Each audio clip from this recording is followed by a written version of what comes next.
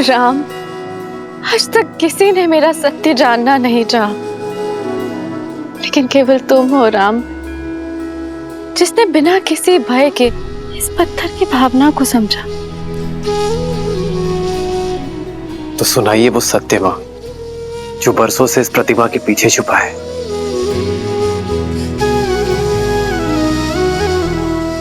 मैं अहल्या, स्वयं ब्रह्मदेव ने मेरा निर्माण किया। ब्रह्मदेव की 5 कन्याओं में से एक हूं। वैसे तो इस संसार ने सुंदरतम स्त्रियों में स्थान दिया, लेकिन महर्षि गौतम ने अपने जीवन में अपनी पत्नी बनाकर स्थान दिया। प्रसन्न थी मैं, सब कुछ था मेरे पास। महर्षि गौतम जैसे ज्ञानी पति का प्रेम और सतानंद जैसा प्यारा संस्कारी पुत्र। निश्चिंत थी मैं कि मेरे जीवन में कुछ अनुचित नहीं हो सकता, पर ये मेरा भ्रम था। नहीं जानती थी मैं कि मेरा रूप ही मेरा शत्रु बन बैठेगा। नहीं समझ पाए कि कब देवराज इंद्र की कुदृष्टि मुझ पर पड़ गई। नहीं जानती थी मैं कि देवराज इंद्र उस अवसर की प्रतीक्षा कर रहे हैं जो मेरे जीवन में आपदा बनकर आने वाला था, मेरा संसार बिखेर देने वाला था।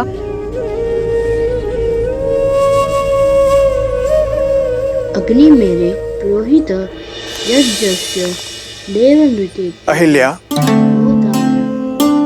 जी जी महाराज। मैं संध्या स्नान के लिए जा रहा हूँ। जी, आपके लौट के आने तक संध्या पूजन की सारी सामग्री सज रहेगी। और शिष्यों,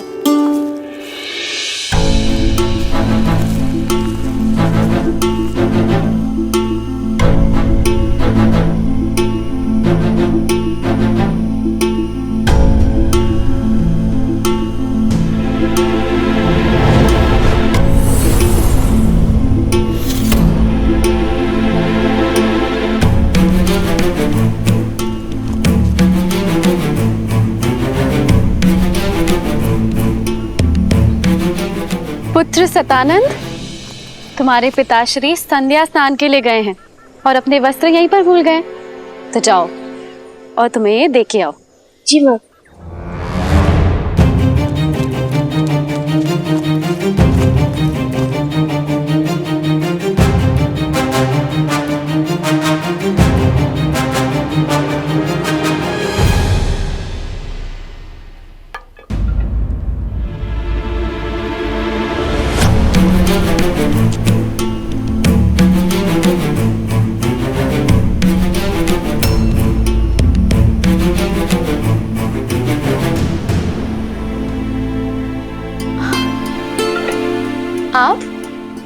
आपको स्मरण हो गया कि आप संध्या स्नान के लिए गए, किंतु अपने वस्त्र ही भूल गए थे। मैंने सतानंद को भेजा है आपके वस्त्र लेकर।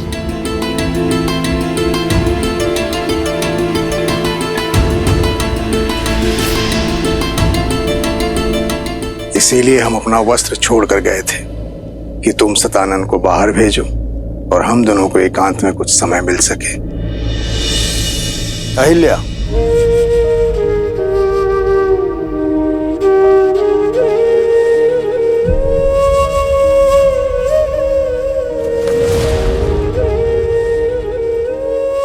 राम। इंद्र की शक्तिशाली माया जाल में फंस गई। नहीं समझ पाई कि मेरे पति के रूप में कोई और था और वहां अनर्थ हो गया।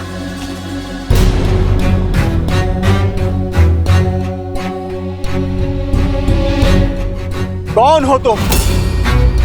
मेरा वेश धारण करके मेरे आश्रम में क्या कर रहे हो तुम?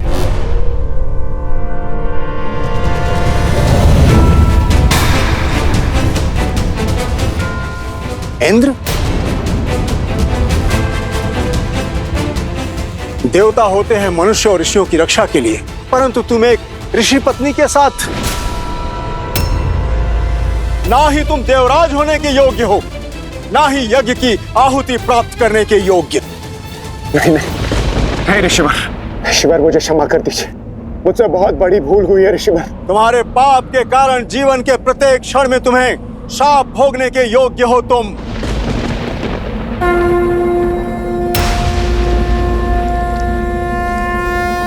ऋषिवर, मैं गौतम अपने जीवन की संपूर्ण तप को साक्षी मानकर मैं तुम्हें श्राप देता हूँ इंद्र। नहीं देव ऋषि, ऐसा अनर्थ मत कीजिए कि जिस रूप के मोह में तुमने ये पाप किया है वो तुम्हारा रूप तुमसे छिन जाएगा।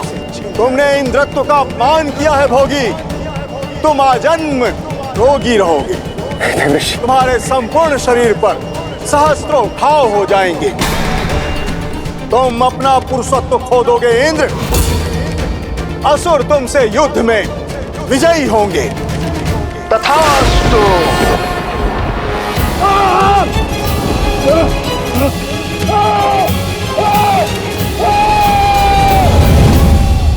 ऋषि गौतम की आंखें पथराई हुई थी, वो मौन थे, मौन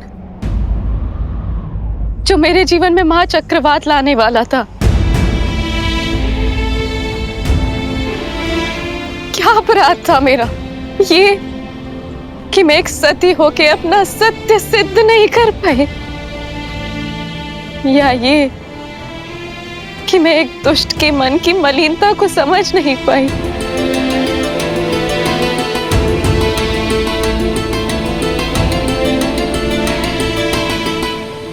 सच में तुम्हें ज्ञात नहीं था कि वो मैं नहीं हूं। आपको संदेह है मुझ पे? अगर अनुमान होता तो क्या मैं देवराज? जब वो मेरे समक्ष आए तो मुझे भ्रमित कर दिया। इंद्र के रूप में नहीं, अभी तो बिल्कुल आपकी तरह लग रहे थे वो, और माया से मुझे। अहिल्या! इंद्र तो पापी है, परंतु तुम तो पतिव्रता हो ना। फिर तुम्हें यह कैसे अनुमान नहीं हुआ कि यह इंद्र की माया है? उसने तुम्हें स्पर्श किया और तुम्हें अंतर का अनुभव तक नहीं हुआ। मानने को मैं सच नहीं कि कोई स्त्री किसी के निकट रहने के पश्चात भी यह अनुभव न कर सके कि वो उसका पति नहीं है।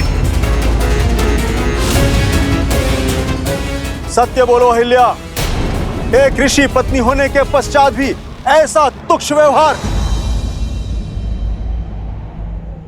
चरित्रहीन हो तुम।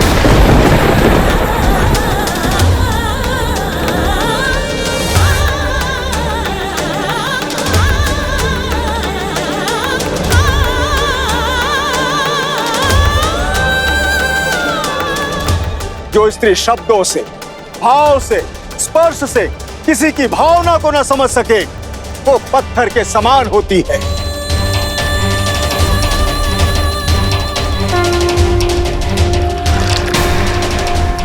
मैं तुम्हें श्राप देता हूं, इसी क्षण तुम पत्थर की प्रतिमा में बदल जाओ, सदा सदा के लिए। तथास्तु।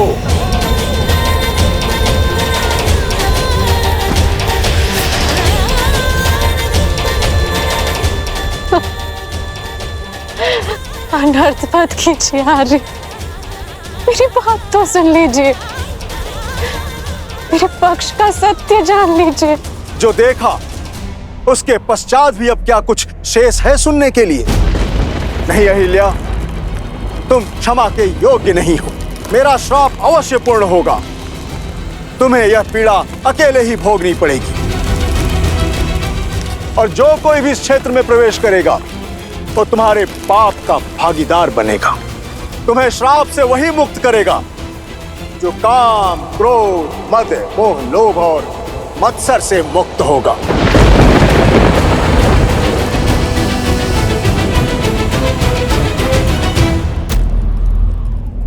माता,